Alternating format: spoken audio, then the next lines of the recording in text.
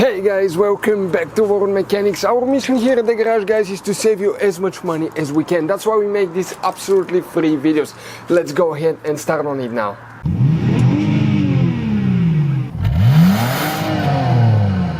So let's start on it now. So for the USB port, guys, which fuse we need to check, we will demonstrate on this generation Dodge Ram here.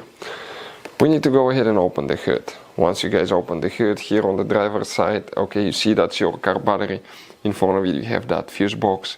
That cover, guys, it has two tabs, one here, one there. Press them at the same time, open. On the inside you'll find the main engine fuse box with a layout like this one here. Before we continue, let's explain quickly why it's always a good idea to test fuses and relays. Guys, it's very important to always test your fuses and relays. Why?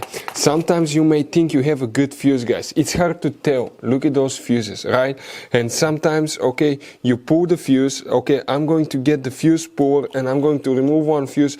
I want to show you on that 20 amp fuse. Sometimes it's very unclear if that fuse is burned or not. You may not clearly see it. So always, guys, test them, because if you don't test the fuse, you assume it's good.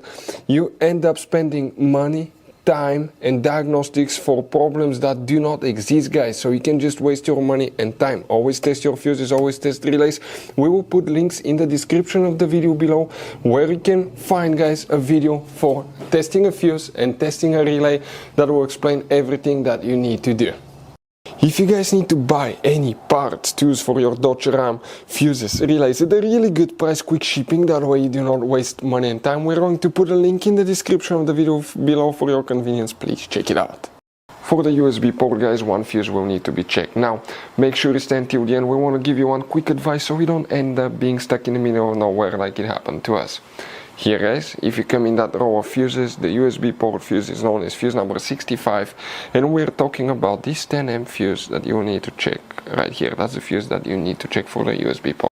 So, guys, you have all kinds of different fuses and relays. Some of those are very specific, they're hard to find, especially if you're in a small town or in the middle of nowhere. One time we needed a replacement, we couldn't find one, and we were stuck in the middle of nowhere for a few days until we got a shipment on the internet, guys. So keep some spares in your glove box for a peace of mind. Hopefully, guys, the video will be helpful. Thank you for watching. Hopefully, guys, the video was helpful. Please do not forget to comment, like, subscribe. That way we can keep making these absolutely free videos. Guys, we have more than 19,000 free repair videos on our YouTube channels that can, guys, save you thousands of dollars in future repairs. Check them out. Thank you guys for watching and see you next time.